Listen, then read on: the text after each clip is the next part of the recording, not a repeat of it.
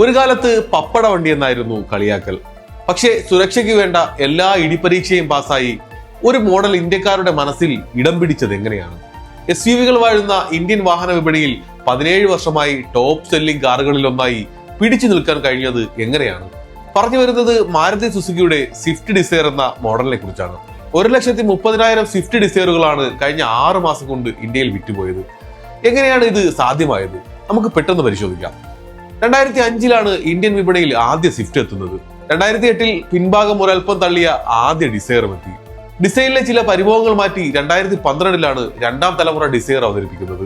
നീളം 4 മീറ്ററിൽ താഴാക്കിയതോടെ സാധാരണക്കാരന് പോർച്ചിലെത്തിക്കാവുന്ന വാഹനമായി ഇത് മാറി. 2017-ൽ 3rd ജനറേഷനും 2024-ൽ 4th ജനറേഷനും എത്തി. പഴയ സുരക്ഷാ പ്രശ്നങ്ങളൊക്കെ മാറ്റി ഗ്ലോബൽ ഭാരത് എൻക്യാപ്പുകളിൽ 5 സ്റ്റാർ നേടിയ മോഡലാണിത്. മാരുതിയുടെ വമ്പൻ ഡീലർ നെറ്റ്വർക്കും ആഫ്റ്റർ സെയിൽ സർവീസും വിൽപ്പന ഗംഭീരമാക്കാൻ സഹായിച്ചു.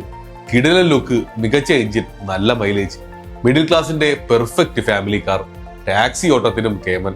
യൂസ്ഡ് കാർ വിൽക്കാൻ തീരുമാനിച്ചാലും നല്ല വില കിട്ടും.